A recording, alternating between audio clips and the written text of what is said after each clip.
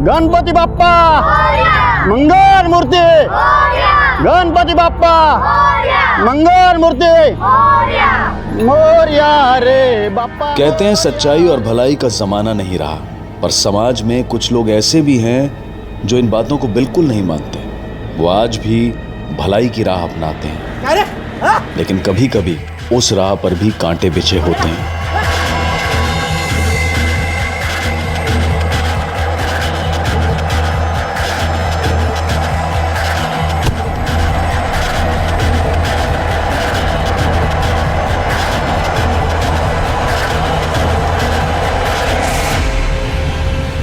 भर पूरा जल्दी भर। हाँ चल ले पी। नाटक मत कर रहे, पी रे। अरे नाटक मत कर।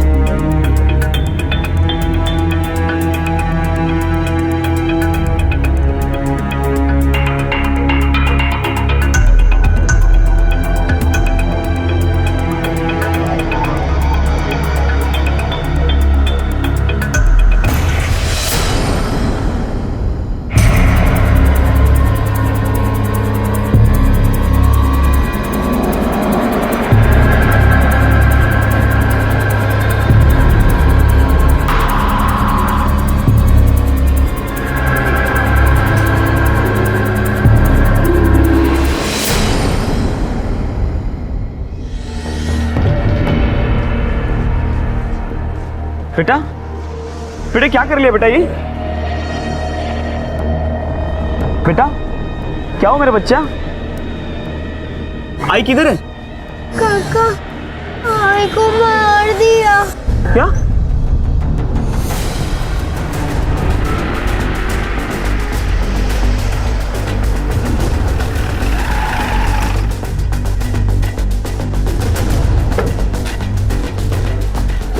मैडम मरने वाली औरत का नाम सरिता चौहान है। उम्र लगभग 30-32 साल की है। मैडम ये हमारा खबरी है, राजेश चौहान, रिक्शा चलाता है और उसकी बीवी घर के अगले वाले हिस्से में दुकान चलाती थी। दोपहर के वक्त दुकान बंद रहती थी। मारा कैसे? पेट में छुरे से वार करके। ये कौन है? मैडम ये पड़ोसी है और उसके साथ जो बच्ची है वो राजेश चौहान की बेटी है। सबसे पहले उसने लाश को देखा था। आई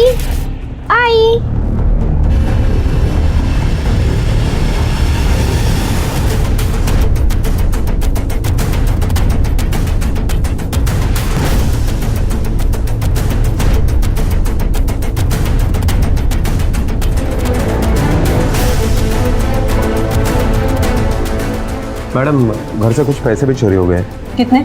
मैडम चोरी की वजह से इसका मर्डर हुआ ये सुनकर राजेश काफी सदमे में, इसलिए कुछ बता नहीं पाया। रिकामे इतने फिंगरप्रिंट्स घेतले?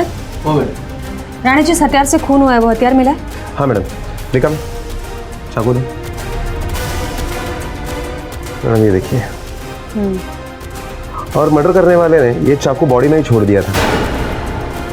इसकी बच्ची ने ये चाकू बाहर निकाला। ठीक है, बच्ची है, गलती से निकाल लिया होगा। एक काम करो राणे, पूरा घर छान मारो, शायद कोई सुराग मिल जाए। Okay madam.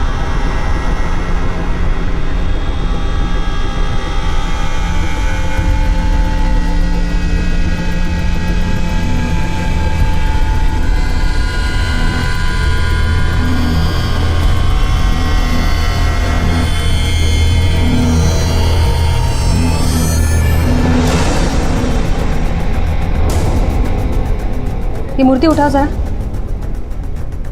ये भी, ये धूल के निशान से तो साफ पता चलता है ये मूर्तियां काफी दिनों से हिली नहीं है। अगर खून लूटपाट या चोरी के मकसद से होता तो ये चांदी की मूर्तियां वो जरूर ले जाता। उसने तो इन्हें हाथ तक नहीं लगाया है। मैडम ये भी तो हो सकता है कि वो यहाँ तक पहुँचा ही नहीं हो, किसी की आवाज़ सुनकर जो कुछ हाथ में लगा वो लेकर भाग गया होगा। हाँ हो सकता है। बॉडी पोस्टमार्टम के लिए भिजवा दो। Okay madam. चुप हो जा मेरा बेटा। तुम्हारा नाम? मनोहर शिंदे मैडम, मैं इधर बाजू में रहता हूँ। बेटा आप अपने पापा के पास जाओ। देखो ना मैडम, आप लोगों के लिए मैंने कितना काम किया। अब मालूम था कि एक दिन मेरे साथ ऐसा भी होगा। देखो घबराओ मत, जिसने भी खून किया है उसे सजा दिलवा कर रहेंगे हम। तुम बस अपना और अपनी बेटी का ख्याल रखना। और किसी भी चीज़ की ज़रूरत पड़े तो बताना, ठीक है?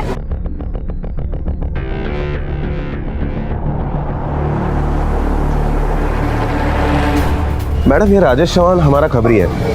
कई गुनहगारों को पकड़ने के लिए उसने हमारी मदद की है। मुझे लगता है कि किसी ने बदला लेने के लिए उसके बीबी को मारा हो। नहीं राणे, अगर उसे बदला लेना होता तो वो राजेश का खून करता, उसकी बीवी का नहीं। एक काम करो, ये पड़ोसियों से पूछताछ करो और चेक करो ये सरिता कैसी औरत थी। Okay madam. मैडम, ये पड़ोसी है, कुछ बताना चाहता है। बोला। मैडम, एक दोपहर को 3:30 बजे की बात है।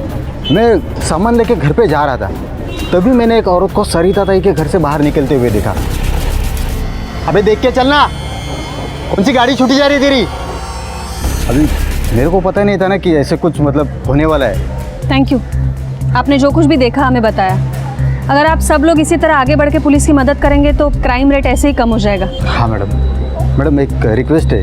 कहिए। मेरे घर पे गणपति बप्पा आए हैं, अगर आप सब लोग अगर आके दर्शन कर ले तो मुझे बहुत अच्छा लगेगा। ठीक है।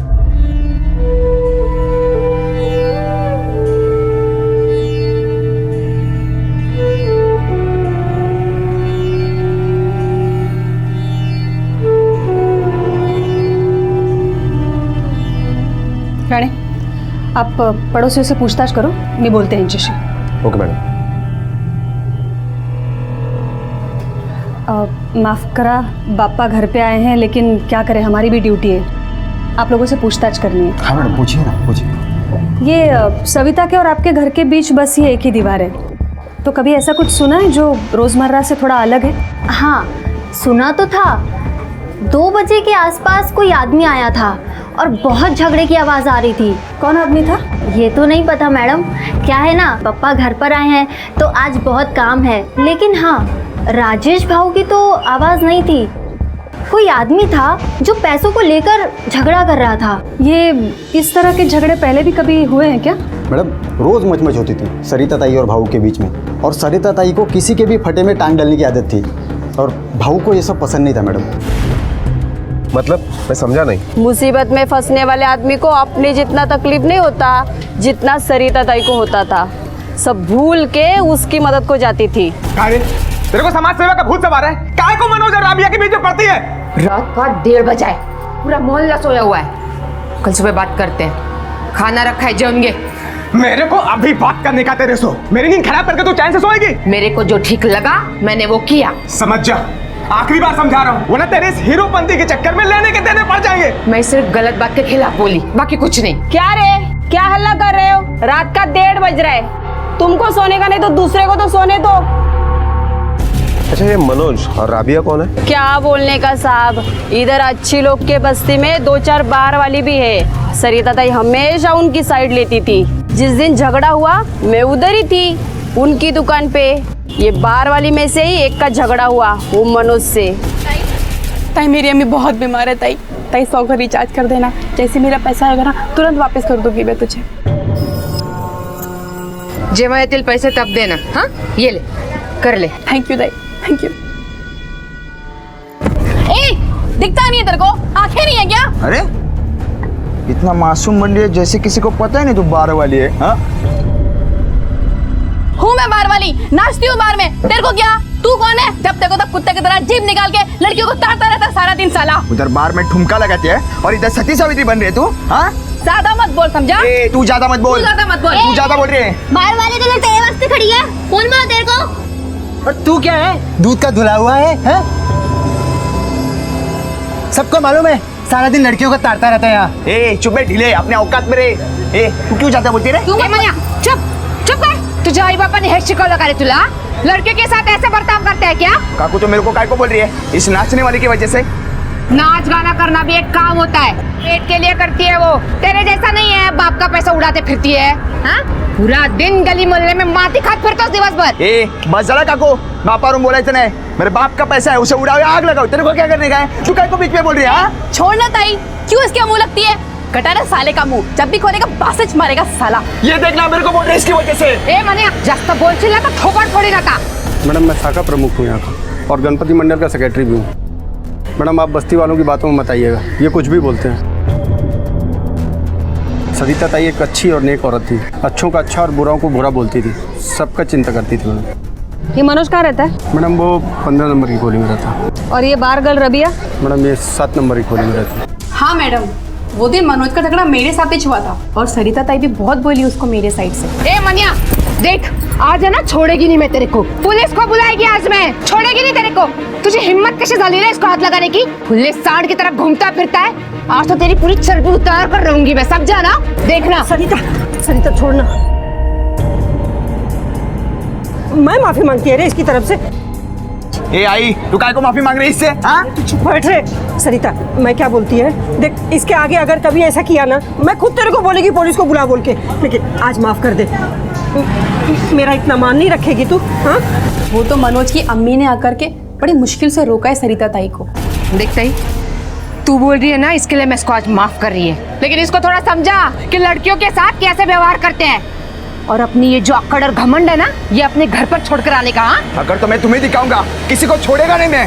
कितने दिन पहले हुआ झगड़ा? मैम यही कुछ 5-6 दिन पहले। और हाँ मैडम, वो दिन से आते जाते बहुत खुन्नस दिया वो हम लोग।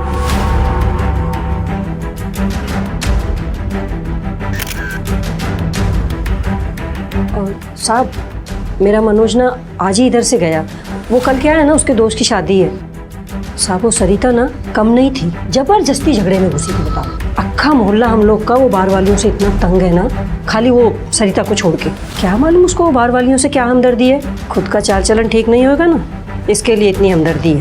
चाल चलन ठीक नहीं है मतलब? अभी साहब आदमी तो निकल गया एक बार काम के लिए, तो सीधा रात में आता था। दिन भर वो मनोहर के साथ में क्या मालूम क्या गप्पे मारती थी कि दोनों का कुछ और भी था। अभी साहब वो मनोहर तो ठहरा अकेला आदमी, उसके आगे ना बीवी ना बच्चा। पर ये सरिता को सोचना चाहिए ना, सारा दिन उसके साथ दांत फाड़ती रहती थी। हमारे लिए तो सगिताई जैसी थी मैडम, बहुत अच्छी थी वो। खाली उसको ही तो हमारा दुख समझता था मैडम, कि हम लोग ये अपनी मर्जी से नहीं, मजबूरी में अपना पेट पालने के लिए करते हैं। वो तो राजेश भाव को भी बोलती थी हम लोग का ख्याल रखने के लिए। हाँ मैडम, कभी कभी जब हम लोग को बहुत देर हो जाती थी तो राजेश भाई या उनका दोस्त अपने रिक्शा से हमें बाहर से घर तक छोड़ते थे। बहुत प्यार करती थी हमसे। और सबसे ज्यादा मेरे को चाहती थी, मैं जो कहता था मेरे को लाके देती थी। गोल्डी भाई, ये पकड़ 1 मिनट। वो तू तेरे लिए बिंदी मंगाया था ना? हाँ। ये ले तेरे लिए। थैंक यू ताई। कैसा है? बहुत सुंदर है। मैं कैसी लग रही है? अच्छा है, मगर लड़का ही लग रहा है। ताई लड़की भी लगूंगी। एक बार मैं वो सेक्स चेंज का ऑपरेशन कराऊं ना, उसके बाद तू भी नहीं पहचान पाएगी कि लड़की है लड़का। मिस इंडिया लगूंगी एकदम, मिस इंडिया। पागल है बिल्कुल तू। पर फिर हम लोगों का दर्द कौन समझता है मैडम? तो सरिता ताई समझी, वो मेरे को प्यार दी, वो समझी कि मैं ये लड़का है, लड़की होने से पहले एक इंसान है मैडम, इंसान। मेरे सीने में भी दिल है जो धड़कता है, जिसमें फीलिंग्स है मैडम। मुझे भी छोटी से छोटी बात पे ठेस पहुंच सकती है। ठीक है, समझ गई मैं।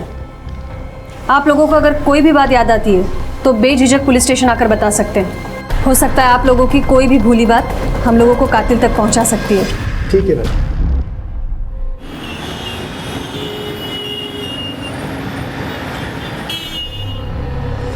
मैडम ये मनोज का फ़ोन लगातार स्विच ऑफ आ रहा है। हो सकता है कि उसकी माँ ने हमें झूठ बोला हो मनोहर और सरिता के अफेयर के बारे में, ताकि हम गुमराह हो जाए और मनोज को भूल जाए।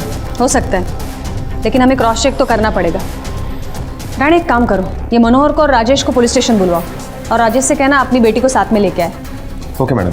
ये सरिता का कॉल रिकॉर्ड मंगवाओ, मनोज का नंबर भी ट्रेस करो, देखते कब तक बचता है हमसे। नेकी कर दरिया में डाल, इस कहावत को एकदम पलट दिया गया है। और बड़ी बात नहीं होगी अगर आज के ज़माने में नेकी करने वाले को ही दरिया में डाल दिया जाए, उसे मुसीबत समझा जाए। कम से कम सरिता के केस में तो यही देखने को मिल रहा था। ना सिर्फ पूरा मोहल्ला बल्कि उसका पति भी उसका विरोध कर रहा था। क्या सरिता की नेकी ही उसे ले डूबी थी? क्या वाकई में बार गर्ल्स के दुख दर्द को समझने की कोशिश ने ही उसकी जान ली थी? या ये सिर्फ सिक्के का एक पहलू था जो नज़र के सामने था और असली वजह सिक्के की दूसरी तरफ थी? क्या कुछ और ही था सरिता के कत्ल का सच? रानी 1.5 दिन का गणपति विसर्जन है तो ज़्यादा भीड़ नहीं होगी, फिर भी सावधानी बरतो। आधा रोड ट्रैफिक के लिए रखो, आधा रोड विसर्जन के लिए रखो। कहीं पर भी कोई भी कार्रवाई करने की जरूरत पड़े तो लोगों के सेंटिमेंट्स को ध्यान में रखो।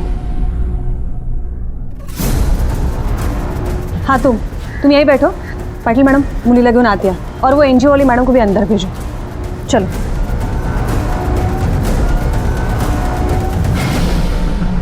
ये लो आपके लिए चॉकलेट। अच्छा बेटा अभी हमें ये बताओ, आपके आई बाबा के बीच में कभी झगड़ा होता था? मेरे को अभी बात करने का तेरे सो आखिरी बार समझा रहा हूँ, समझ जा। तो बाबा मारते थे आई को? बेटा ये मनोहर काका कैसे काका है, अच्छे काका या बुरे काका? बहुत अच्छे, मेरे लिए चॉकलेट भी लाते हैं, मुझे और आई को बहुत हंसाते भी हैं। तो ये मनोहर काका जब बाबा नहीं रहते तब भी आते हैं? राणे बेटा ये आपकी हैंडराइटिंग है? ये नंबर आपने क्यों लिखा था? आपको पता है किसका नंबर है ये? एक दिन एक फोन आया था, आई बहुत डर गई थी, आई बहुत रो रही थी। नहीं नहीं मुझे पता नहीं। हाँ लेकिन वो मैं नहीं बाबा मुझे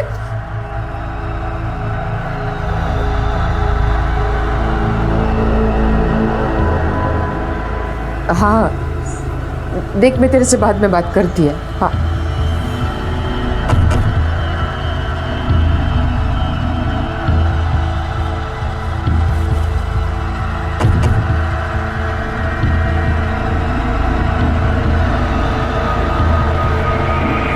मैंने ये नंबर बाबा को देने के लिए लिखा था, फिर मैं खेलने गई और भूल गई। ठीक है जाओ बेटा, आप अपने बाबा के पास जाओ, आप भी जा सकती हैं। राणे पता करो ये नंबर किसका है और वो मनोहर को बुलाओ। Okay ma'am.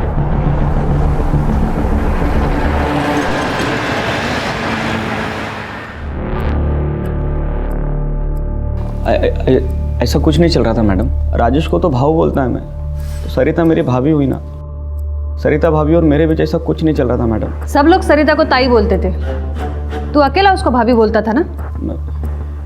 काम क्या करता है रे तू?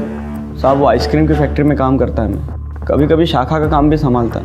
मेरी शाम की शिफ्ट होती है साहब, तो दोपहर में कभी कभी ईशा आती थी खोली पे, यानी मैं भी उनके घर पे जाता था चाय पानी को। माँ कसम पर मैंने ऐसा कुछ नहीं किया साहब। फोन दे। क्या हो मैडम? फोन दे, देखने दे सरिता का नंबर क्या नाम से सेव किया है।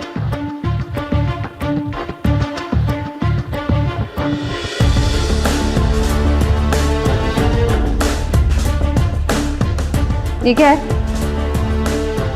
ये फोटो ईशा ने निकाला था मैडम, उसने सेव किया था फोन में। सरिता को भाभी बुलाता था ना, तो उसका नंबर सिर्फ सरिता नाम से क्यों सेव है? मैडम वो मैडम वो जो बच्ची ने नंबर नोट किया था उसका पता चल गया है, उसका कॉल लोकेशन चाहत बार बता रहा है। निकल और शहर से बाहर जाने की कोशिश मत करना, समझा ना? निकल अभी।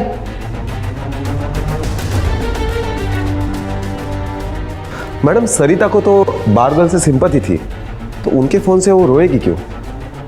रानी ये भी हो सकता है चाहत बार में से कोई बार गर्ल ने नहीं, किसी और ने फोन किया।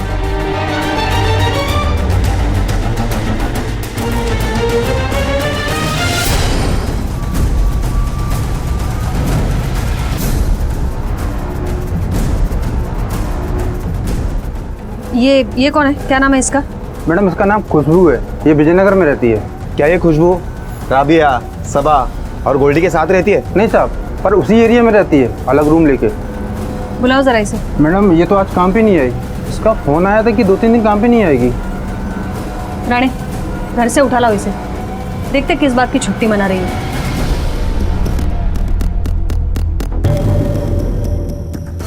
5 सितंबर को शाम 4 बजे तुमने सरिता को फ़ोन किया था?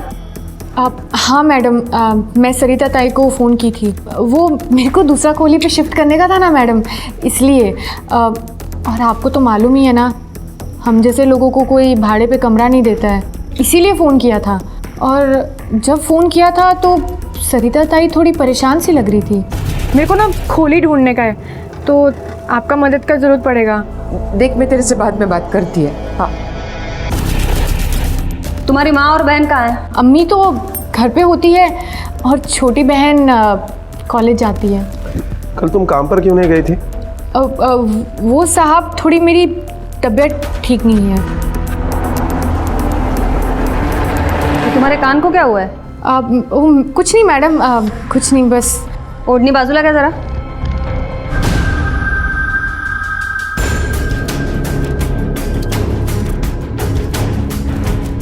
बोलो। वो मैडम उस दिन जरी वाला दुपट्टा पहना था ना, तो इस वजह से अटक गया था, तो थोड़ा सा कट गया है।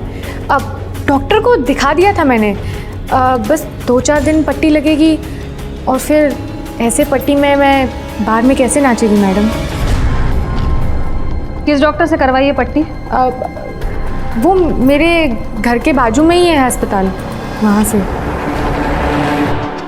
रानी, ये खुशबू के घर के पास वाले क्लिनिक से पता करो कि वो वहाँ वाकई गई थी या नहीं गई थी। और हाँ, ये फोरेंसिक लैब से रिपोर्ट मंगवाओ तुरंत। हो सकता है सरिता के कपड़ों पर उसके खून के अलावा किसी और का भी खून मिले। जगदीश का कहना था कि सरिता के घर से कोई लड़की मुंह ढककर निकली थी। इसका मतलब है वो लड़की खुशबू है? मे बी, क्योंकि उसने जो कान फटने का बहाना किया है उस पर थोड़ा शक हो रहा है मुझे। मैडम, ये रहे सरिता के कॉल रिकॉर्ड्स। इसके मुताबिक खुशबू का कॉल लगभग 34 सेकंड का था। मतलब खुशबू ने जो हमें कहा वो सही था, और ईशा के मुताबिक कॉल काफी लंबा था। इसका मतलब है रानी, ये सरिता खुशबू के कॉल की वजह से नहीं, बल्कि उसके पहले जो कॉल आई थी उसके वजह से रोई है, क्योंकि ये कॉल कुछ 1-2 मिनट का नहीं, पूरे 12 मिनट का है। और ईशा ने हमें बताया भी था कि सरिता बात करते हुए अंदर चली गई थी।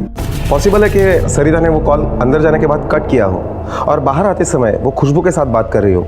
ईशा ने वही लंबा कॉल समझकर ये नंबर नोट किया हो। रानी, पता करो खुशबू से पहले किसने कॉल किया था, और मनोज के बारे में कोई इन्फॉर्मेशन मिलते ही मुझे बताओ। Okay madam.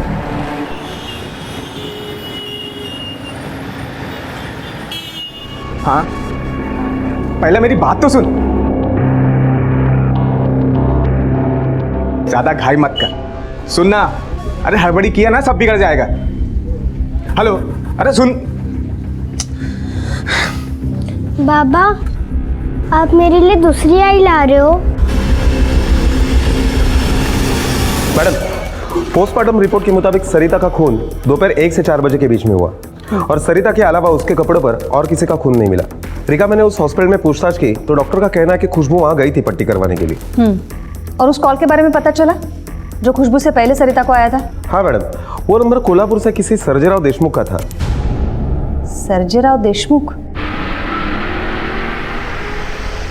मैडम, उसके बाप के मौत की खबर देने के लिए मैंने ही फोन लगाया था, वो भी मौत के 1 दिन बाद। मैंने खुद को बहुत रोका, लेकिन मरने की खबर तो देनी थी। आखिर बाप होता तो तिचा, और प्रॉपर्टी के पेपर पे मेरे को साइन भी चाहिए था ना। 17 तारीख को सरिता क्या क्यों गया था तू? जी, मैं नहीं गया था उसके घर। 10 साल हो गया मेरी शादी को, कभी पूछने को नहीं आया जिंदा है कि मर गई, और अब जब काम आया तो साइन लेने को आ गया। हाँ, नहीं करेगी मैं साइन। एक तो खानदान की नाक कटवाई, ऊपर से मेरे को सुना रही है। ये तो मेरी मजबूरी है, वरना। तुम्हारा मजबूरी है, मेरा कोई मजबूरी नहीं करेगी मैं दस्तखत। 10 साल हुआ तेरे को मिलके, अब भी वैसी है, जरा भी चर्बी कम नहीं हुई तेरी। बहुत आकड़ है ना तुझ में, अपने पति को पूछ। देखो, उनका नाम नहीं लेने का बीच में, तुम्हारे घर पे नहीं आते खाने को। कैसे नहीं खाया? पूरा 2 लाख लिया मेरे से तेरा साइन मुझे देने को। झूठ बोलते हो तुम, मेरे को मालूम है वो ऐसा कभी नहीं करेगा। मैडम, वो सर्जेराव झूठ बोल रहा है। 10 साल से मैंने उसकी शक्ल तक नहीं देखी, अभी वो मेरे को किधर मिलेगा भी तो मैं उसको पहचान भी नहीं पाऊंगा। और मैडम, अभी मुझे आपसे मालूम पड़ा कि सरिता का बाप ऑफ हो गया करके। क्यों, सरिता ने नहीं बताया तुम्हें? नहीं बताया ना मैडम, पता नहीं मेरे को क्यों नहीं बोली। और मैडम, वो प्रॉपर्टी के 2 लाख रुपए के बारे में मेरे को कुछ भी नहीं पता, माँ कसम। मैडम, इन दोनों में से पक्का कोई ना कोई तो एक झूठ बोल रहा है। आपको क्या लगता है, ये सर्जेराव ने राजेश को साइन करने के 2 लाख रुपए दिए होंगे? ये राजेश के कॉल रिकॉर्ड्स मंगवाओ, सारी बात साफ हो जाएगी। अगर राजेश की एक बार भी सर्जेराव से बात हुई है तो ये राजेश झूठ बोल रहा है, और अगर नहीं हुई है तो सर्जेराव झूठ बोल रहा है। मैम, मनोज शर्मा का फोन वैसे भी ऑन हुआ है। उठा लो उसे।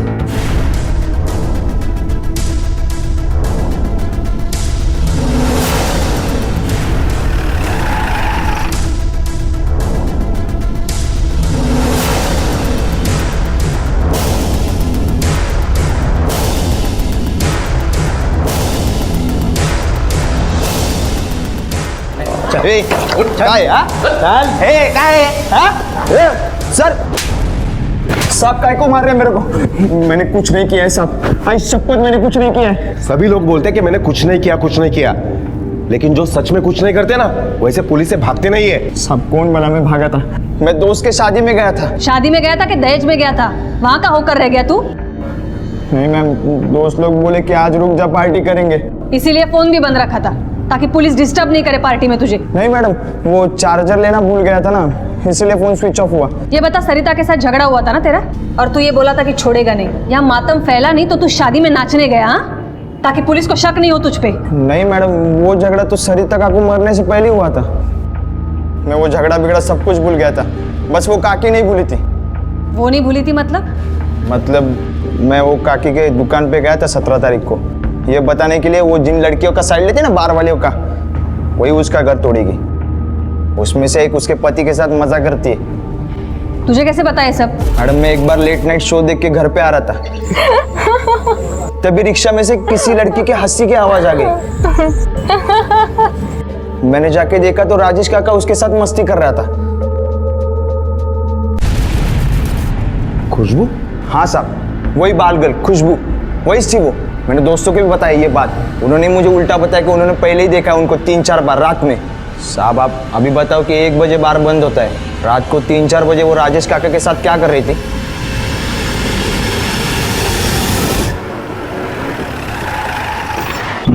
मैडम, राजेश फरार है। What? गणपति विसर्जन की वजह से मैं पूरी रात उसी के एरिया में ड्यूटी पर था। उस दरमियान लगभग 5 बार मैं उसके घर पर गया। आखिर में सुबह 5 बजे मैं उसके घर पर जाने के बाद देखा, तब तो वो घर पर भी नहीं लौटा था। उसकी बेटी ईशा कहाँ है? वो मनोहर के घर पर है। इसका मतलब सर्जेराव सच बोल रहा था कि राजेश को उसने 2 लाख रुपए देकर साइन किया है। इसी डर की वजह से राजेश भाग गया। रानी, हो सकता है ये खुशबू भी राजेश के साथ भाग गई हो? नहीं मैडम, वो यही है। हमारा कांस्टेबल उसके घर पर तैनात है। उसने बताया कि खुशबू लगभग रात को 1:30 बजे घर पर आई थी, लेकिन राजेश के रिक्शा से नहीं। मैडम, हमारा कांस्टेबल अभी भी खुशबू के घर के बाहर ही है।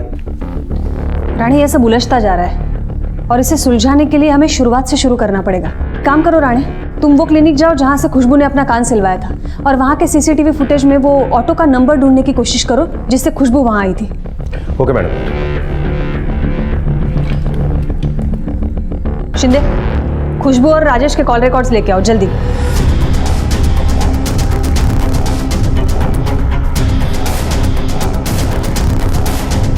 एक मिनट रुको, इस नंबर पर जरा जूम करना। रिक पे सर, ये नंबर नोट कर लो।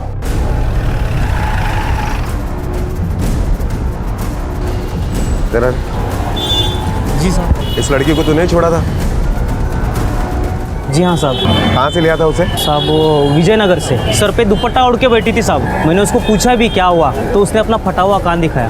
फिर मैंने अपना रिक्शा भगाया साहब और उसे दवाखाने छोड़ दिया। हमें लेकर चल जहाँ से तूने उसे लिया था। ठीक है साहब। मैम, राजेश और खुशबू के कॉल रिकॉर्ड्स, दोनों के बीच में आउटगोइंग और इनकमिंग का कोई रिकॉर्ड नहीं है। लेकिन इस एक नंबर पे तो काफी कॉल किए खुशबू ने। पता करो ये नंबर किसका है। Yes ma'am. एक मिनट रुको, ये खुशबू का घर है क्या? उसने यहीं से रिक्शा ली थी? नहीं साहब, वहाँ से रिक्शा ली थी, वो उधर से, और वो घर से निकली थी। वो रास्ते में किसी से टकराई भी थी, फिर मेरे को आवाज़ दी, फिर वहीं से रिक्शा पकड़ी। मैडम, वो नंबर किसी मयंक चौबे के नाम पे रजिस्टर है, और मयंक चौबे और खुशबू इनका एड्रेस भी सेम है। हो सकता है ये दोनों बहनें हो। हाँ राणे, बोला। मैडम, ऑटो ड्राइवर ने कंफर्म किया है कि खुशबू उस दिन सरिता के ही घर से निकली थी, और हमारा कांस्टेबल जो खुशबू के ऊपर नजर रखे हुए था, उसने कहा है कि खुशबू अभी अभी मैटरनिटी क्लिनिक गई है। पता करो वहाँ क्यों गई है वो।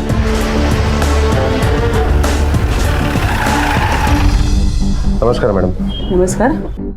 क्या आपके यहाँ पर कोई खुशबू नाम की लड़की मिलने के लिए आई थी? जी हाँ, आई थी। मैं उसके पेपर देख सकता हूँ? श्योर। वो लड़की 2 महीने की प्रेग्नेंट है। यहाँ पर बच्चे के बाप का नाम नहीं लिखा है। सर, मुझे लगता है उस लड़की की शादी नहीं हुई हो, और अब तो बाप का नाम देना भी जरूरी नहीं है। क्या वो एबॉर्शन करने के लिए आई थी? जी नहीं, रूटीन चेकअप के लिए।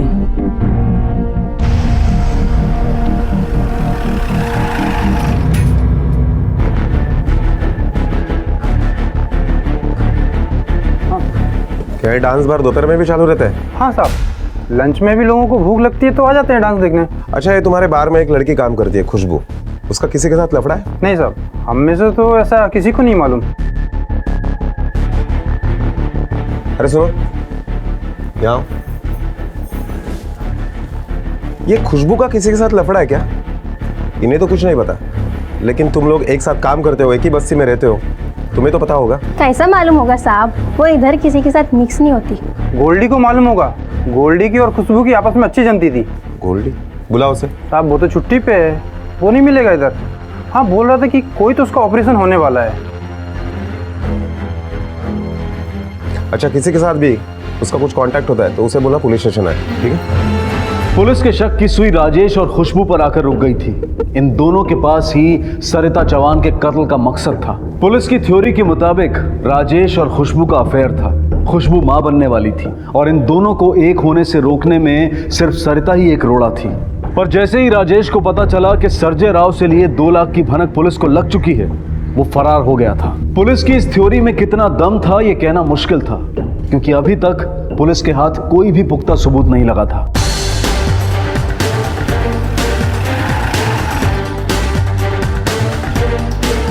पुलिस काका, काका काका, आई भी चली गई, कल से बाबा भी घर पे नहीं आए, कहाँ है वो? बेटा, हम भी उन्हें ही ढूंढ रहे हैं। काका, आप उनको बता देना कि मैं उनका घर पे इंतजार कर रही हूँ।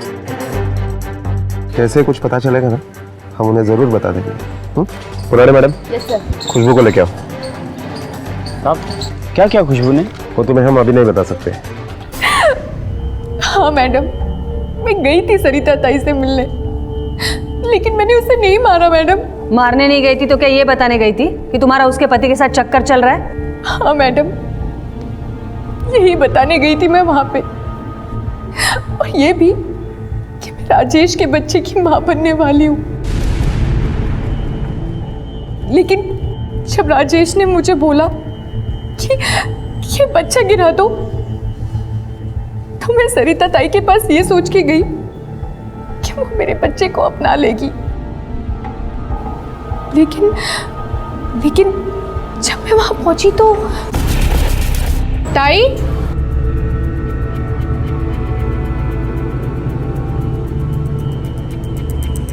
ताई,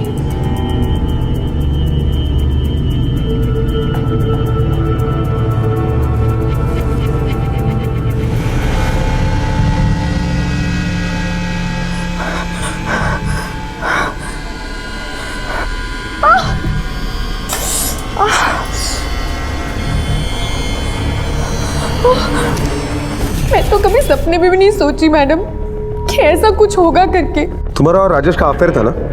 फोन तो करती होगी तुम उससे। कौन से नंबर पर फोन करती थी? 4444144245। इस नंबर पर? ये मेरी बहन महक का नंबर है, फिर राजेश ने ले लिया था, उसके बाद फिर खुद यूज करने लग गया। रानी, महक के नंबर पर राजेश को ट्रेस करो, अभी वो हमें कंफर्म मिलेगा। Okay ma'am.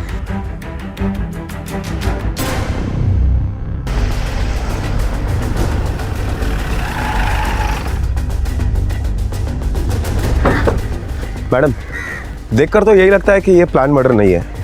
किसी ने राजेश को यहाँ पर बुलाया मिलने के लिए और फिर उसे मार डाला। और कुछ एविडेंस? हाँ मैडम, ये राजेश की रिक्शा के पास एक कान की बाली मिली।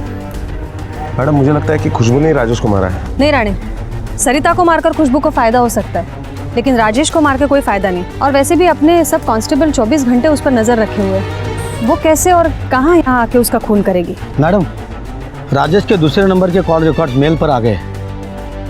ये एक नंबर पे तो राजेश ने पिछले महीने 28 तारीख से लेकर ये महीने की 15 तारीख तक काफी फोन किए।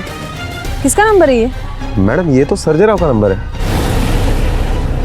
तो इसका मतलब है राजेश और सर्जय राव के बीच में बात होती थी, तो सर्जय राव सच बोल रहा था, उसने राजेश को 2 लाख रुपए दिए थे। और मैडम, सरिता के मर्डर के वक्त उनके घर से चोरी भी हुई थी। रानी, इसका मतलब ये दोनों खून उसी 2 लाख रुपए के लिए हुए हैं। पता करो वो कौन इंसान है जिसको पैसों की इतनी जरूरत है कि उसने उसके लिए 2-2 खून तक कर दिए।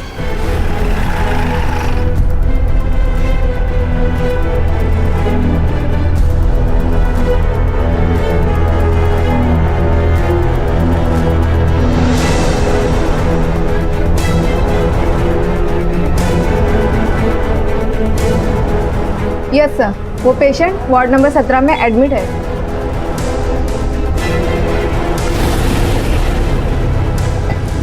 साहब आप यहाँ? अब तेरा ऑपरेशन हम करेंगे और तू सोच भी नहीं सकता कि हम तुझे क्या बनाने वाले। रिका में सर क्या चल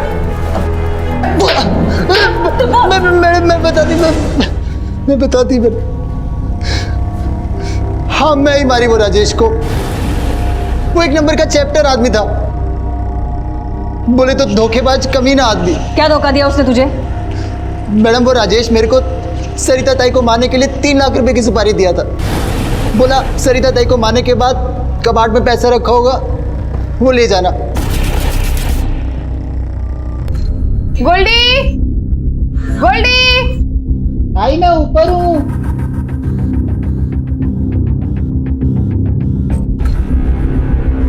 गोल्डी कहाँ गया? गोल्डी,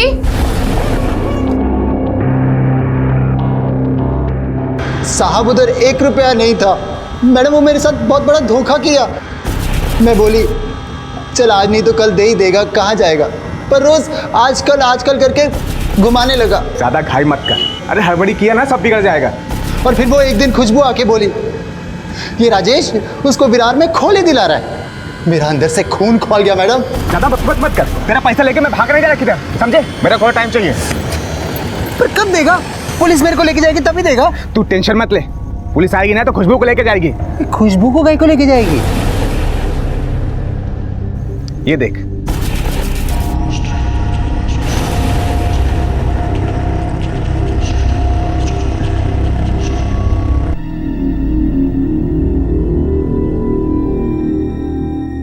वो शानी आई थी वहां पे जब तू सरिता के मार के गया ना वहां से, उसके बाद। और पुलिस मेरे पे शक करेगी ना तो मैं बोल देगा कि मेरे को वहीं पड़ा मिला।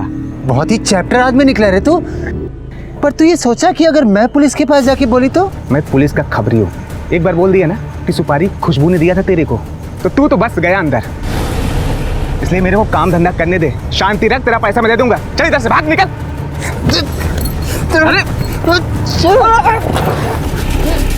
साहब मेरे को सरिता ताई को नहीं मारने का था, मेरे को ऑपरेशन कराना था, पैसे का जरूरत था। मैं बहुत मजबूर हो गई थी साहब, मैं बहुत मजबूर हो गई थी। राजेश ने क्यों मरवाया सरिता को? राजेश सरिता ताई की रोज झगड़ा मोल लेने की आदत से बहुत परेशान रहता था, और उधर वो खुशबू भी पेट से हो गई थी, दिन रात उसका कान खाती थी। इसलिए राजेश ने सोचा कि सरिता ताई जैसी मुसीबत के साथ रहने से अच्छा है वो खुशबू के साथ रहे। इसलिए सरिता ताई को मारने के लिए मुझे सुपारी दी उसने। उसने सुपारी दी और तूने ले ली। पुलिस को बताने के बजाय जान से मार डाला उसको। उस दिन तो बड़े फिल्मी डायलॉग मार रहा था तू, दिल जज्बात और क्या क्या। उसे जान से मारते वक्त जमीर नहीं रोया तेरा? जिस औरत ने इतना प्यार दिया तुझे, उसे जान से मार डाला। तेरे जैसे इंसान के साथ तो धोखा होना ही चाहिए। धोखे की गुंजाइश वहीं होती है जहां विश्वास होता है, लेकिन इसका मतलब ये बिल्कुल नहीं है कि हमें किसी पर भी विश्वास नहीं करना चाहिए। लेकिन हाँ, आंख मूंद कर विश्वास करना जरूर गलत है, और इसी गलती की सजा सरिता को भुगतनी पड़ी। उसकी जान एक ऐसे आदमी ने ली जिसे वो बराबरी, प्यार और सम्मान देना चाहती थी। गोल्डी के एक निर्जीव से सपने ने एक सजीव की हत्या कर दी थी। गोल्डी को सरिता और राजेश चौहान के कत्ल के जुर्म में गिरफ्तार किया गया है। ईशा का अपने पिता के लिए इंतजार अब कभी खत्म नहीं होगा। ये बेहद जरूरी है कि हम अपने सपनों और अपने लालच के बीच में फर्क करना सीखें। कई बार हमसे जो छूट जाता है, हम उसकी मृग तृष्णा में भटकते रहते हैं, और यूं दिशाहीन भटकते हुए जो लोग हमारे पास हैं, जो चीजें हमारे पास हैं, हम उनकी कद्र करना भूल जाते हैं।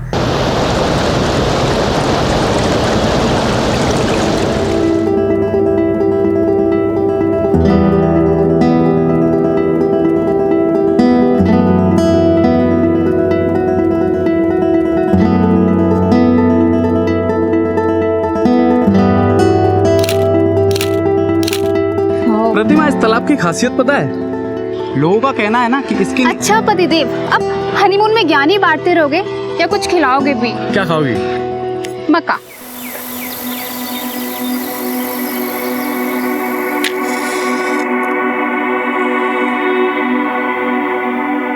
हीरा, हैंडपंप से एक बाल्टी पानी लेके आ। हो आई, लाती हूँ मैं। आई मैं भी चलूंगा पानी भरने।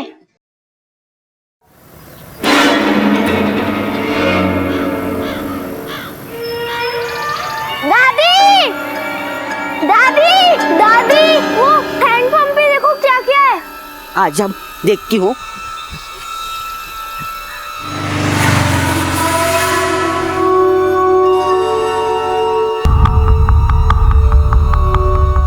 ताला लगा है। पानी चाहिए क्या? हाँ, ले ले पानी ले ले। हाँ ले। नागड़ा, नागड़ा, ताला तोड़ने के लिए कुछ लेके आओ। अरे खेत रसोई सब कुछ तो ले लिया तूने। अभी जो हैंडपंप बचा है वो तो हमारे लिए छोड़ दे।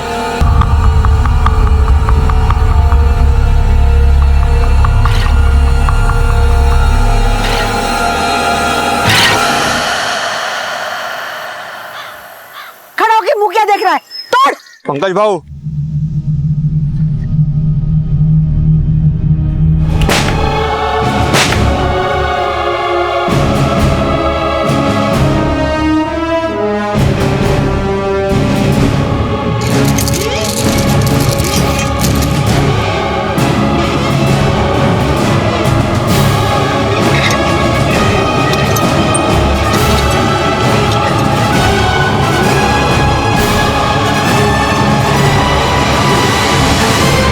मौत ना वक्त देखती है ना जगह, कभी भी किसी भी वक्त आ सकती है।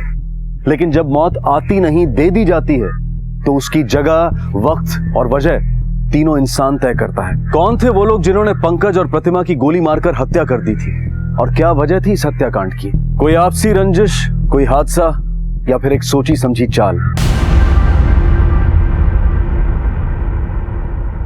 आई, बहुत देर हो गया, अंदर जाओ टीवी देखने। नहीं नहीं बेटा, दादी ने मना किया ना अंदर जाने के लिए। मैं किचन में जा रही हूँ, तू ना गेहूं के पास रुक। बारिश आए तो मुझे बता देना, ठीक है?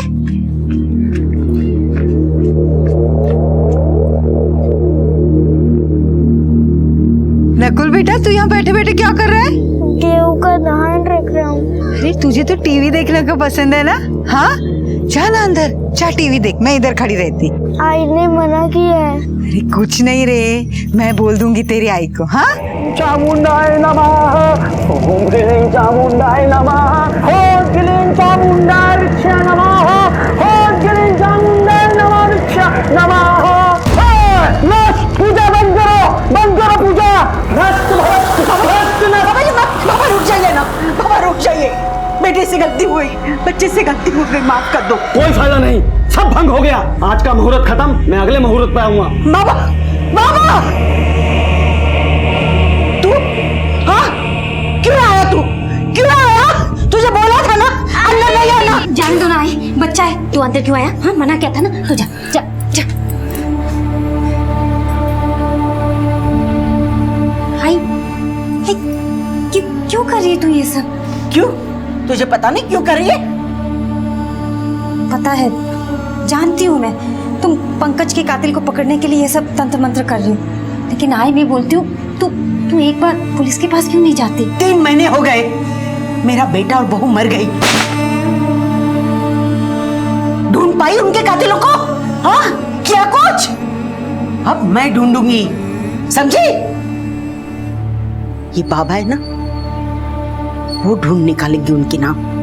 वो बताएंगे मुझे कि किसने मारा मेरे बेटे को और मेरे बहू को। जैसे ही मुझे पता चलेगा ना, मैं उनका कलेजा निकाल लूंगी, उनकी गर्दन काट कर देवी मां को भोग चढ़ाऊंगी। तब मुझे जाके शांति मिलेगी, तब मुझे शांति मिलेगी।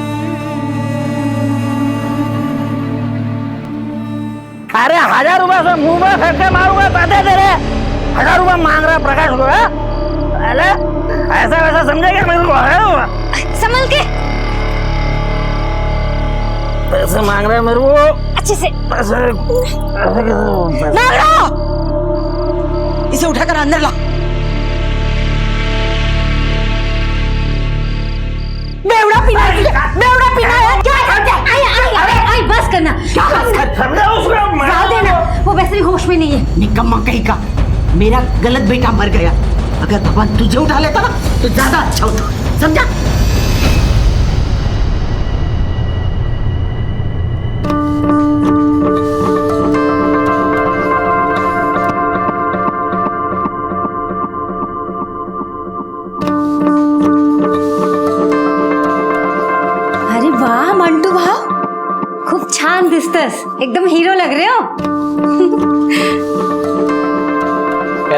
नागड़ा एकदम चकाचक कपड़े पहन के कहाँ निकल रहा है तू?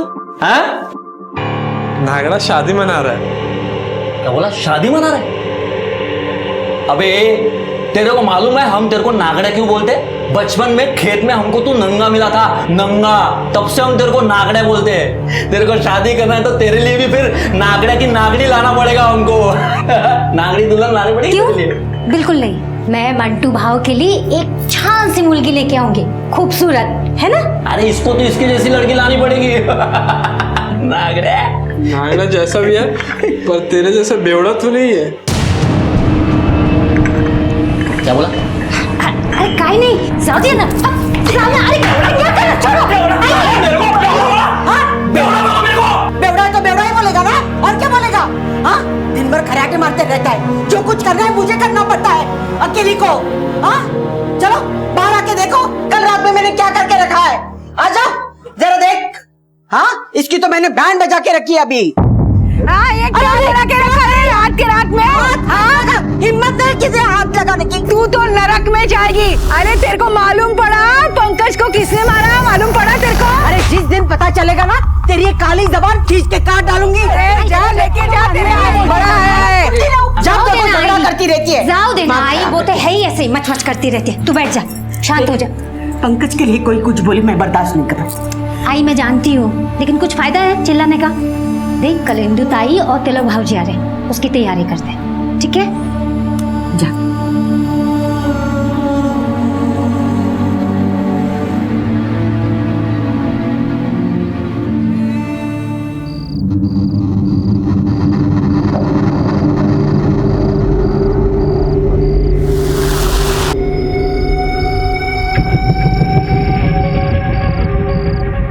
ओम ऐं ह्रीं क्लीं चामुंडाय विच।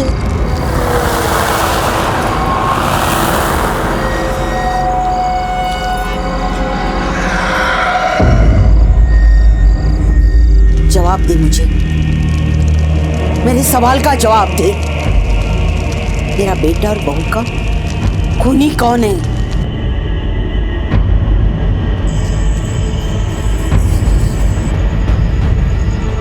मुझे नाम बता दे दे, मुझे नाम बता दे।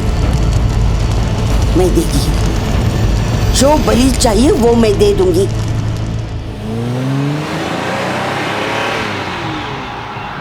बस बस बस बस। अरे भाजी नमस्ते। और कैसे हो? बढ़िया बढ़िया बढ़िया बढ़िया। इंदु संभाल के। या आओ। कैसे हो? अरे रहो दे आ गई अपनी आई की याद। मेरे बच्चे आ गई आई की याद, और ये यहीं रहेगी जब तक बच्चा नहीं हो जाता, आपके साथ। सच? हाँ भाजी। हाँ ये गाड़ी मस्त है आपकी, एक चक्कर मार के लेके आओ क्या? चल। ओ भाऊ या ना बाहर आओ ना, आ जाओ। क्या चल रहा है? आ जाओ। हाँ, उन्हें थोड़ा आराम तो करने दो, चाय नाश्ता होने दो। बस काम धाम तो कुछ है नहीं, निकम्मा कहीं का। आई। अरे जावई बघ या ना तुम्ही, आज चला ये बेटा।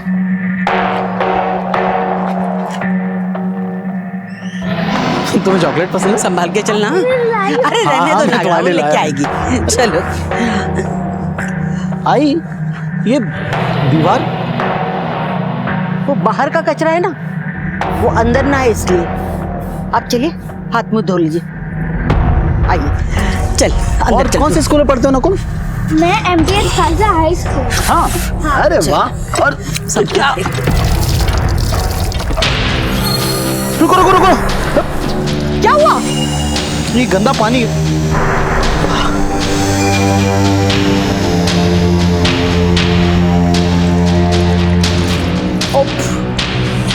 तेरी हाँ, ये सारी तेरी करतूत है ना? तेरी करतूत है। मैं बहुत अच्छे से जानती हूँ। घर में बैठी बैठी तुझे बोला छोड़ो इधर। हाँ, अरे परेशान करके रखा है। हाँ, तू ये हैंडपंप के चक्कर में पड़ी है। तू चिंता मत कर, तू नलके का जमाना आ गया, मैं लगवा दूंगा नल का, चिंता मत करो। इतना गुस्सा नहीं करते। इंदु संभाल क्या जरूरत थी बाहर दिखावा करने की? अगर आई ने सच में नलका लगवाने के लिए कह दिया तो कहाँ से पैसा लेकर आएंगे आप?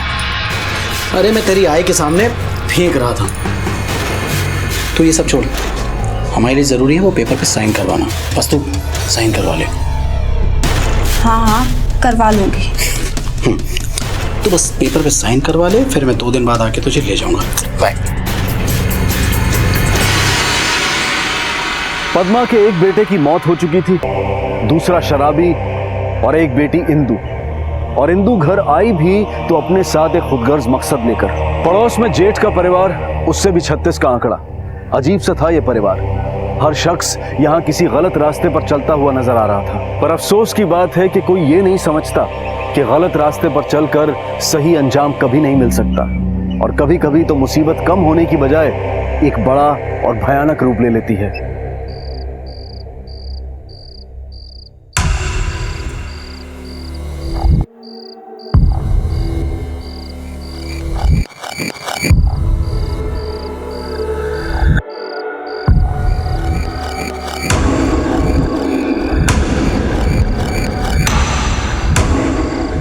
आई आई आई इंदू ताई आई कुठे गेलीस? मंटू भाऊ, आई और इंदू ताई को देखा क्या? पता नहीं सुबह सुबह कहाँ चले। आई हो आई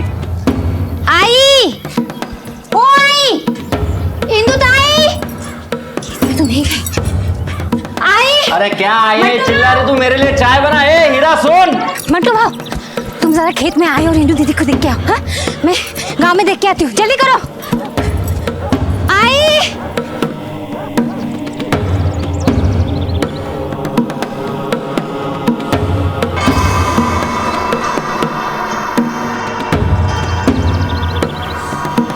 मंटू भाऊ, हे मंटू भाऊ, आई मिली क्या? मैं टीवी देखते रहोगे, आई को ढूंढोगे भी नहीं? ए हीरा, तू काय को टेंशन ले रही है? हाँ? आई है वो, आई को कुछ नहीं हो सकता। एक काम कर, मेरे को और वो नकुल को सुबह से बहुत भूख लगी है, पोहे बनाओ जा। जो खाना है ना खुद ही बना लो, मैं जा रही police station. Police station? Mantu भाऊ चला, लो कर करा।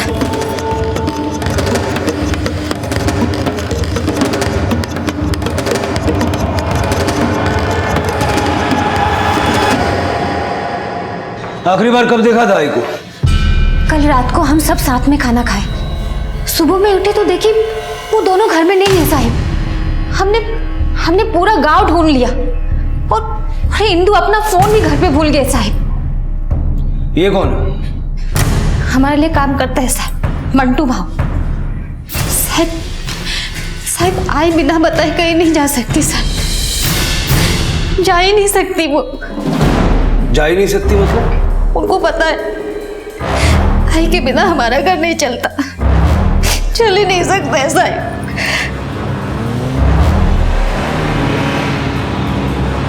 मैं सोचा आई और इंदु गांव में गई होंगी कहीं, इसलिए ज्यादा टेंशन नहीं लिया साहब। पद्मा जा कहाँ सकती है? आई है साहब, उसका राज चलता है घर में, हमारी पूछने की हिम्मत कहाँ उसको। ये घर के बीच में दीवार नहीं बनाई है? वो बाबा मरने के बाद बंटवारा हुआ, तब से जमती नहीं उन लोगों से हमारी, इसीलिए आई ने वो दीवार खड़ी कर दी। वैसे हमारे काका है वो।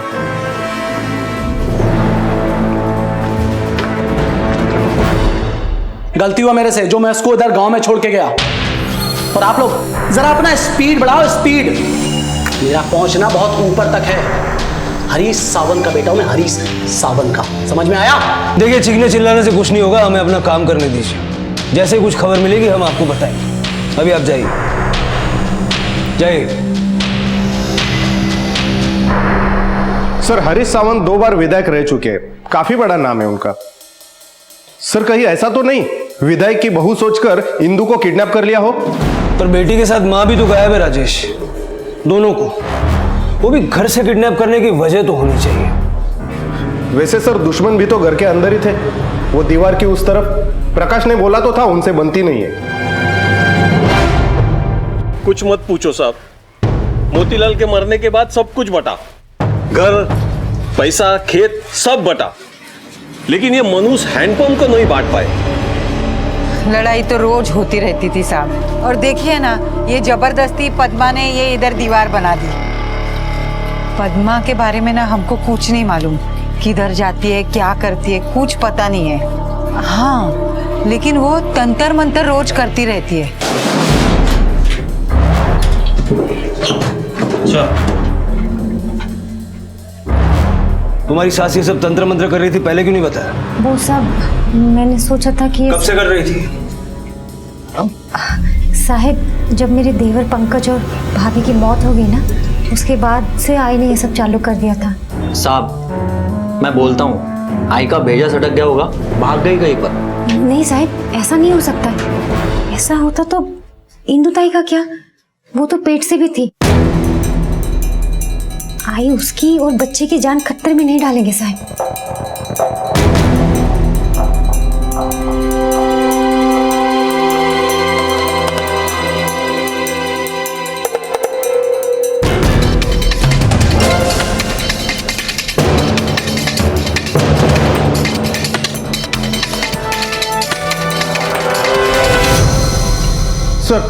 सर आसपास के किसी गांव में इंदु और पद्मा को नहीं देखा गया। कोई 150 लोगों से पूछताछ की हमने। राजेश, मुझे कल से एक बात खटक रही है। ये प्रकाश थोड़ा अजीब सा आदमी है। घर से एक नहीं 2 लोग गायब है। उसकी माँ गायब है, उसकी बहन गायब है। ना तो ये हमारे पास कंप्लेंट लिखवाने आया है, और अगर उसकी माँ के बारे में पूछो तो ऊपर टांग बकता है। इस प्रकाश के बारे में और इन्फॉर्मेशन निकालो, और लोनावला पुलिस स्टेशन से ये भी पता करो कि पंकज और प्रतिमा के मर्डर के इन्वेस्टिगेशन का क्या स्टेटस है। सर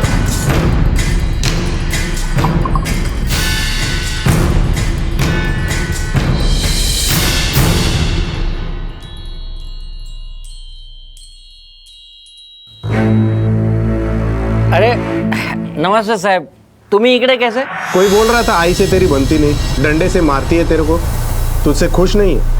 उस घर में ना मैं एकदम काले धब्बे जैसा हूँ, नालायक बेटा। वो जो मर गया ना पंकज, वो आई का लायक बेटा था। मालूम है आई क्या बोलती है? गलत बेटा मर गया मेरा। और इसलिए तूने उसे गायब कर दिया या मार दिया? अरे देवा, वो तो पंकज के कातिल को ढूंढ रहे साहब। राम राम।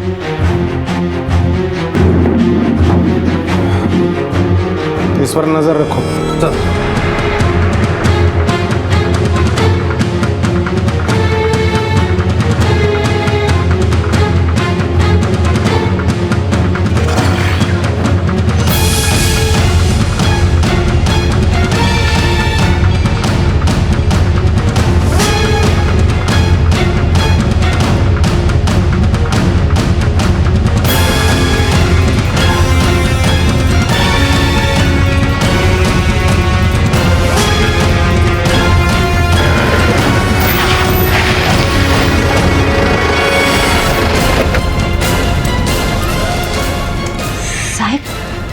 आई और इंदु की कोई खबर?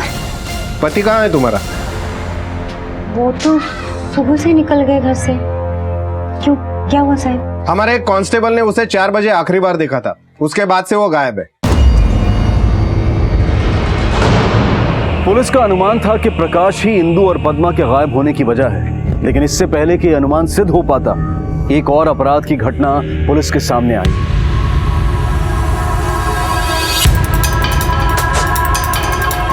सर, प्रकाश की गाड़ी सुरजागढ़ के पास एक वीरान जंगल में खड़ी है।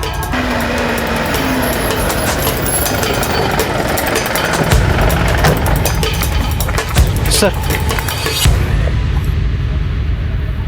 और कुछ मिला आसपास? नहीं सर, पास में एक घर है, उसमें भी ताला पड़ा है।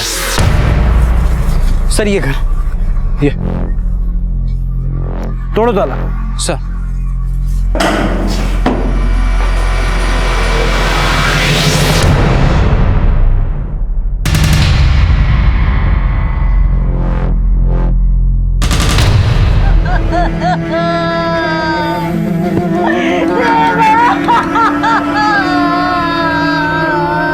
अरे क्या हो गया रे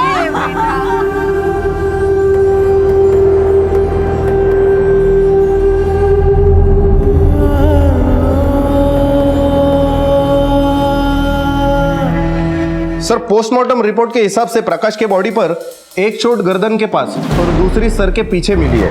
बाकी छोटी मोटी इंजरीज के अलावा बॉडी पर काफी सारे जादू टोने के निशान है। लेकिन सर पर चोट लगने की वजह से ही मौत हुई है। पद्मा तंत्र मंत्र और काले जादू में शामिल थी, इतना तो तय है। राजेश, कहीं ऐसा तो नहीं कि पद्मा विक्टिम ना हो और खुद से गायब हुई हो और अपने बड़े बेटे पे जादू टोना करके अपने छोटे बेटे की मौत का पता लगाने की कोशिश कर रही हो? लेकिन सर फिर प्रकाश को क्यों मार दिया उसने? अपने एक बेटे के लिए दूसरे बेटे की बलि कौन सी माँ देगी? अगर पद्मा इसमें इन्वॉल्व नहीं है तो फिर कोई और है जो अभी तक हमारे सामने नहीं आया। सर एक बाबा का पता चला है जो पद्मा की इस जादू टोने में मदद करता था। लेके आओ उसे। सर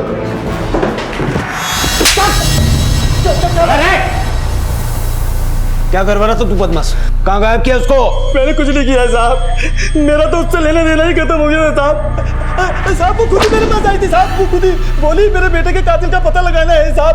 साहब माँ कसम साहब, मैंने उसे बेवकूफ बनाया और उससे पैसे हट लिए साहब। पर वो एक रोज ओम ह्रीं क्लीं चामुंडाय नमः, ओम ह्रीं क्लीं चामुंडाय नमः। ये लो, इसे काटो, इसमें से लाल रंग निकलेगा, फिर होगी तुम्हारे बेटे की आत्मा से बात। मगर इसके लिए तुम्हें 5000 रुपए का चढ़ावा चढ़ाना होगा। लो, ओम ह्रीं क्लीं चामुंडाय नमः, ओम ह्रीं क्लीं चामुंडाय नमः, ओम ह्रीं क्लीं चामुंडाय नमः, ओम ह्रीं क्लीं चामुंडाय नमः।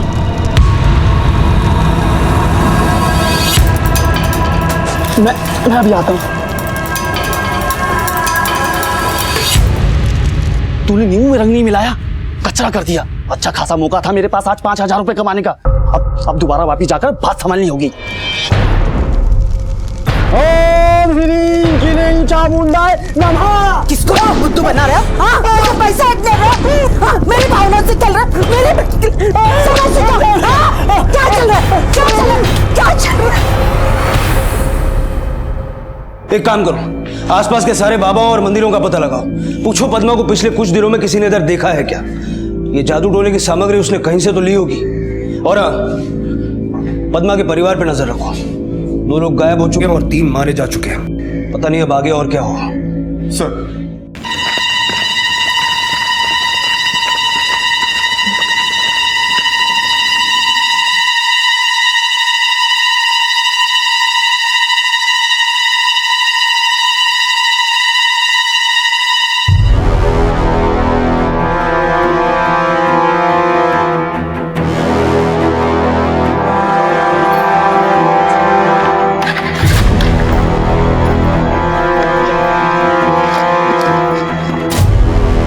कौन है तू?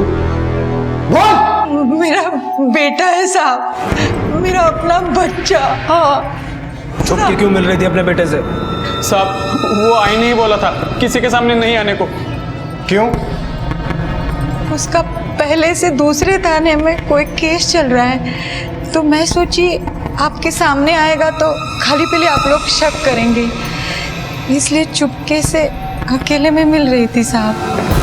सर ये शोभित अपने कॉलेज में जाना माना गुंडा है, 4 साल से फेल हो रहे हैं। कॉलेज वो सिर्फ गुंडागर्दी करने जाता है। सर कॉलेज भी उसी एरिया में है जहां पंकज और उसके वाइफ की मौत हुई। पर सर मैंने ये भी पता किया, पंकज प्रतिमा मर्डर केस में अभी तक लोनावला पुलिस को कोई खास एविडेंस नहीं मिला है। कहीं पंकज की मौत के केस के साथ इस केस का कोई कनेक्शन तो नहीं?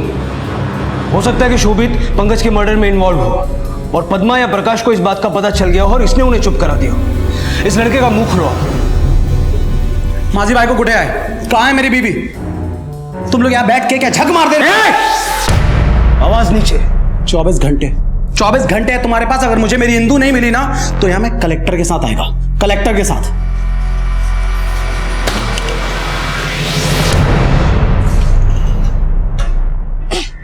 मंटू भाव, ओ मंटू भाव जल्दी आओ, भीग जाएगा ये। मंटू भाव कुठे गेली? मंटू भाव मैं उठा देता हूँ। अरे उठाओ। मुझे बताओ कि इतना सब झगड़े के बाद क्या फायदा हुआ? कुछ नहीं। अब किराया इकट्ठा करना है, खेत देखना है, फसल देखनी है। अकेली लड़की कैसे कर पाओगी ये सब? और अकेली विधवा इस गांव में कैसे रह पाओगी? आपको मेरी फिक्र करने की कोई जरूरत नहीं। वैसे भी 1-2 दिन में वापस आ ही जाएगी। अब तक तो आई नहीं।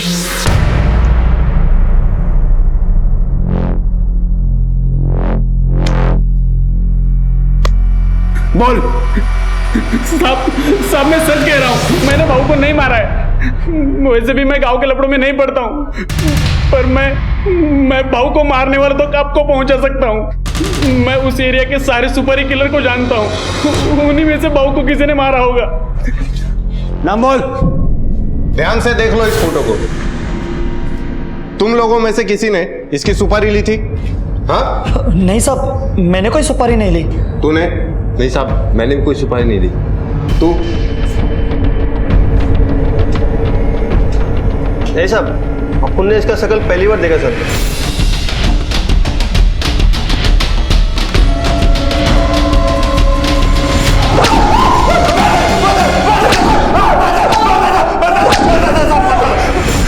साहब मैंने सुपारी लिया था साहब। वो मैं जानता हूं, सुपारी दी किसने थी? बात क्या है? कलेक्टर को लाने वाला था ना 24 घंटे में। अब देखता हूं मर्डर के चार्ज से तुझे कौन बचाता है। तूने पंकज की सुपारी दी ना?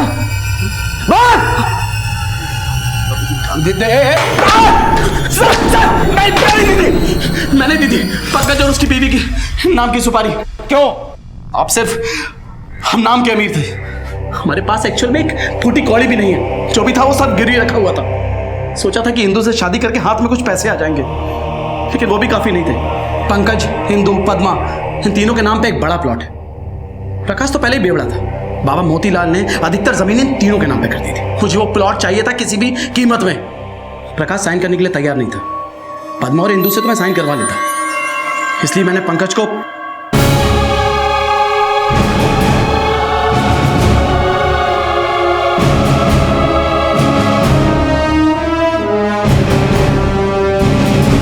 पंकज भाऊ,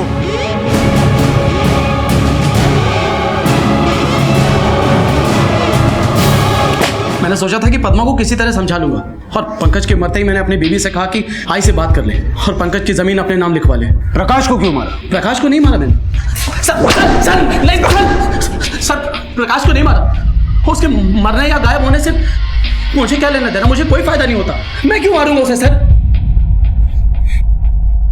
पुलिस के सामने कई सवाल थे।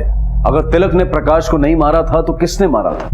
पद्मा और इंदु को किसने गायब किया था? और अगर पद्मा इन सब के पीछे थी तो क्या एक मां अपनी बेटी और बेटे के साथ ऐसा कर सकती है? पुलिस सभी मंदिरों और बाबाओं की तलाशी ले चुकी थी, लेकिन कहीं कोई सुराग नहीं मिल रहा था। और तभी अचानक एक बार फिर खुदगर्जी और लालच सुराग की शक्ल में सामने आए।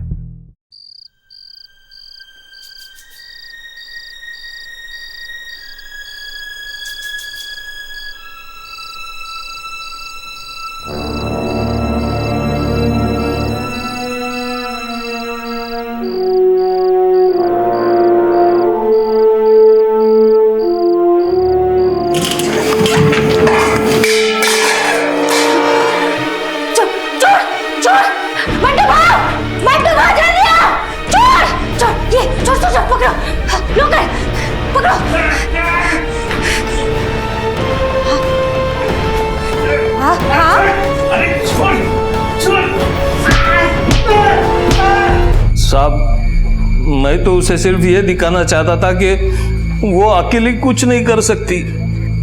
मैं तो चाहता था कि डर के मारे वो अपनी जमीन की भागीदारी मेरे हाथ में दे दे, लेकिन मेरे को क्या मालूम था कि वो साला नागड़ा मेरे को इतना मारेगा। देखो साहब कितना मार रहा है, देखो मार डालना था जैसे मार रहा था। देखो साहब, देखो।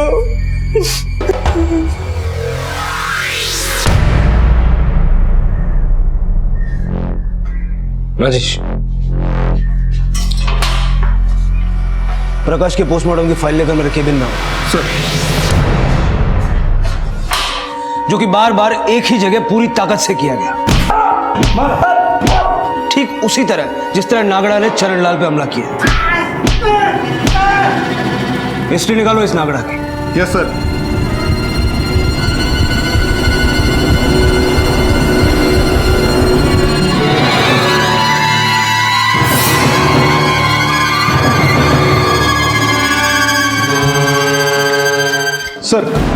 सर, मैंने नागड़ा की पूरी हिस्ट्री निकाली। प्रकाश उसे बहुत मारता था, लेकिन पद्मा और इंदु के गायब होने से इसका क्या कनेक्शन है समझ में नहीं आ रहा। क्योंकि जिस रात वो दोनों गायब हुई, नागड़ा घर पे था ही नहीं, वो खेत में काम कर रहा था। इन रात को नागड़ा खेत में क्या काम कर रहा था?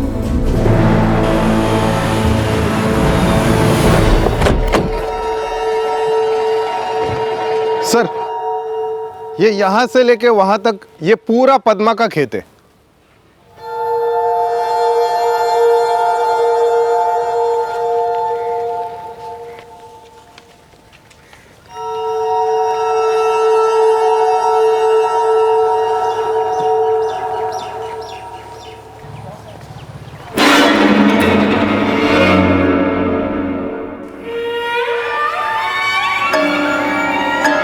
ये देख रहे हो, बाकी के खेत के मुकाबले इस हिस्से की फसल छोटी है। ऐसा आमतौर पे होता नहीं है।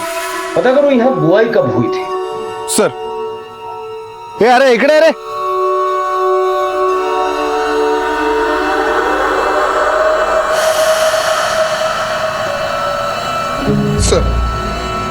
सर, जिस रात को पद्मा गायब हुई उसके कुछ दिन पहले ही पूरे खेत की बुआई हो चुकी थी। सर, तो फिर रात को नागड़ा खेतों में क्या काम कर रहा था? नागड़ा रात को खेत में काम नहीं, कुछ और ही कर रहा था। यहाँ की खुदाई कर रहा हूँ।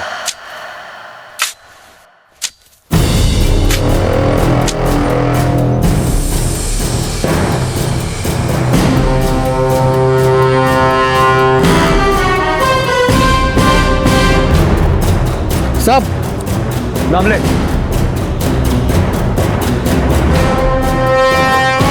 सर,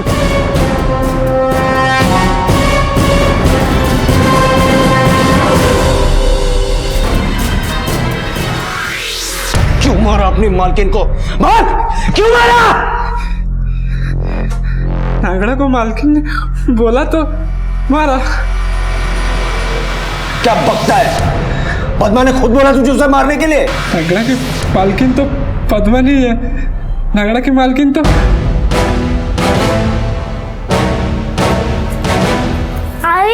हम लोग जा कर रहे हैं। कब बस, यहाँ से बहुत दूर जा रहे हैं। चल चल,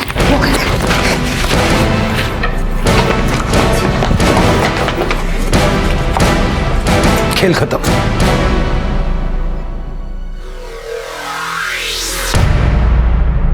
नागड़ा को अपनी तरफ कैसे किया तुमने?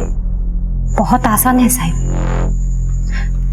आप उससे कुछ भी करा सकते हो, बस उसको अपने असली नाम से पुकार के। अरे वाह मंटू भाव, खूब छान दिसतस, एकदम हीरो लग रहे हो। हीरा नागड़ा को मंटू भाव बोलती थी, कभी नागड़ा नहीं बोला, नागड़ा का मजाक भी नहीं उड़ाया। प्रकाश नागड़ा को पीटता था और पद्मा देखती थी। हीरा नागड़ा को भाव बोलती थी, दिल से मानती थी। हीरा ने नागड़ा की शादी का भी वादा किया था। मैं मंटू भाव के लिए एक छान सी मुर्गी लेके आऊंगी, खूबसूरत। तो जो हीरा ने बोला नागड़ा ने किया। मारा क्यों? जमीन जायदाद के लिए? नहीं साहिब, मुझे उसका कुछ नहीं चाहिए था। फिर? मेरी जिंदगी उसकी मुट्ठी में कैद थी साहिब, शादी के बाद भी और शादी के पहले भी। पहले भी मतलब? तिलक की शादी के लिए जब लड़कियां देखी जा रही थी तो मुझसे भी मिला था।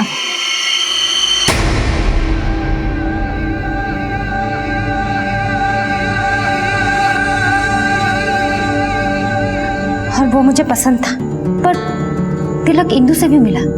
और उधर पद्मा मेरे घर आए अपने बेटे प्रकाश का रिश्ता लेकर, ये जानते हुए भी कि उसका बेटा एक नंबर का शराबी और निकम्मा है। तिलक की फैमिली की बुराई कर करके उसने मेरी और तिलक की शादी तोड़वाई और अपने पियक्कर निकम्मे बेटे के साथ मेरी शादी करवाई, और उधर इंदु और तिलक की शादी करवाई। और ये बात मुझे हाल ही में पता चली। आई, उस जमीन पर मेरा भी तो हिस्सा है ना। यहाँ मैं कौन सी दौर से गुजर रही हूँ तुझे पता है ना? पर आई, मेरा बेटा गुजर गया है और तुझे अपने हक की पड़ी है। मुझे मालूम है ये तू सब किसके कहने पर बोल रही है। तेरे पति ने बोला ना तुझे? हाँ बोल, लेकिन ये मत भूल तिलक से तेरी शादी मेरी वजह से हुई है, नहीं तो उसकी शादी हीरा से होने वाली थी। भूल गई तो? ये हिस्से विस्से की बात फिर से मत करना, जब वक्त आएगा मैं खुद दे दूंगी। इस बात का फिर से कोई जिक्र मत करना, हीरा सुन लेगी तो बवाल मच जाएगा, समझी? जब मुझे ये सब पता चला तो मेरा खून खौल उठा। मैंने तय कर लिया मैं इन दोनों से बदला जरूर लूंगी। आई कुछ भी करने के लिए तैयार हो गई थी, हर वक्त वही जिद, पंकज के कातिल को पकड़ना है। मैंने भी उसका फायदा उठाया। उसे बोला एक शक्तिशाली तांत्रिक है जो आत्माओं से बात कर सकता है। तांत्रिक पर आई का विश्वास बढ़ाने के लिए मैंने पहले से ही घर की कुछ कुछ बातें उस तांत्रिक को बता के रखी थी। थोड़े समय में ही उस तांत्रिक ने आई को अपनी बातों में फांस लिया था।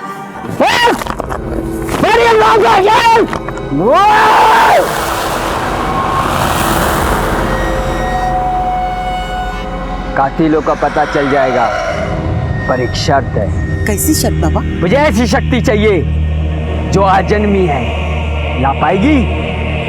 हाँ, कोशिश करूंगी। तेरी बेटी बिंदु के पेट में बच्चा है, ला पाएगी उसको?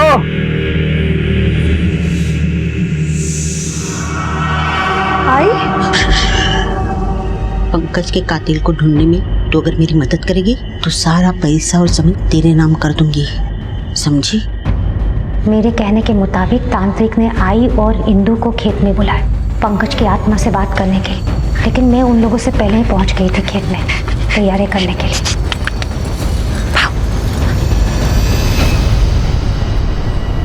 सब कुछ वैसा ही हो रहा था जैसे मैंने सोचा था।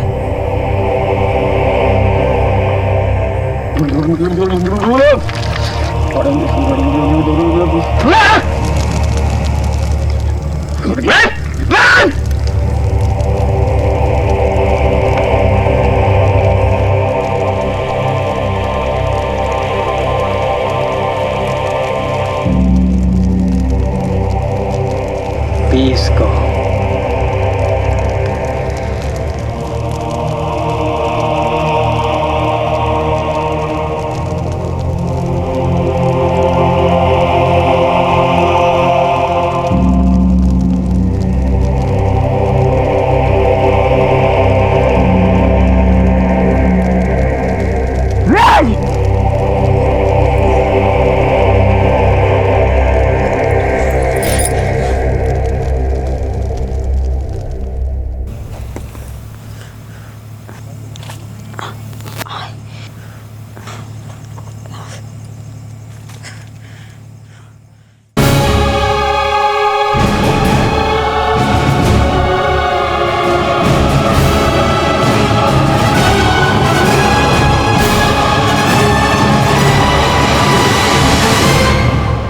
प्रकाश को मैंने इसलिए मारा ताकि इस घटिया जिंदगी से मुझे छुटकारा मिल सके। और ये तंत्र मंत्र का नाटक तुमने इसलिए रचा ताकि हम गुमराह हो जाए और हमारा शक पद्मा पे रहे। तुमने सोचा होगा कि पद्मा की लाश तक तो पुलिस कभी नहीं पहुंच पाएगी, लेकिन गुमराह हम नहीं, गुमराह तुम हुई हो। ये तुम्हारी गलतफहमी है अगर तुम सोचती हो कि तिलक बहुत अच्छा लड़का है। पंकज का कत्ल तिलक ने करवाया और उसके पास ना ही कोई पैसा है ना ही कोई संपत्ति, जो है सब दिखावा है। मीरा, तुमने जो किया है उसकी सजा तो तुम्हें मिलेगी, लेकिन कभी सोचा है तुम्हारे बेटे का क्या, कैसे जिएगा वो तुम्हारे बिना?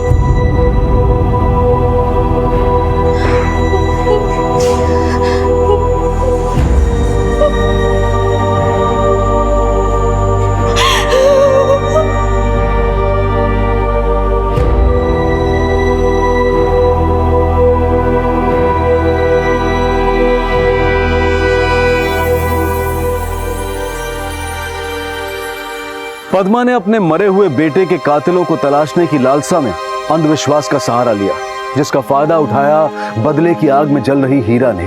अगर उन दोनों ने ही अपने बीते हुए कल को पीछे छोड़कर अपने आसपास के लोगों को महत्व दिया होता तो आज शायद सिर्फ वो दोनों ही नहीं बल्कि प्रकाश भी उनके साथ एक खुशहाल जीवन जी रहा होता। अब मैं अनूप सोनी आपसे विदा लेता हूँ, फिर मुलाकात होगी अगले एपिसोड में जुर्म की एक और कहानी के साथ। तब तक अपना और अपने परिवार का ख्याल रखें और देखते रहें क्राइम पेट्रोल डायल 100। सबक एक को सीख हम सबको। जय। क्राइम पेट्रोल के और भी दिलचस्प कहानी देखने के लिए हमारे चैनल को सब्सक्राइब करें और बेल आइकॉन दबाना न भूलें।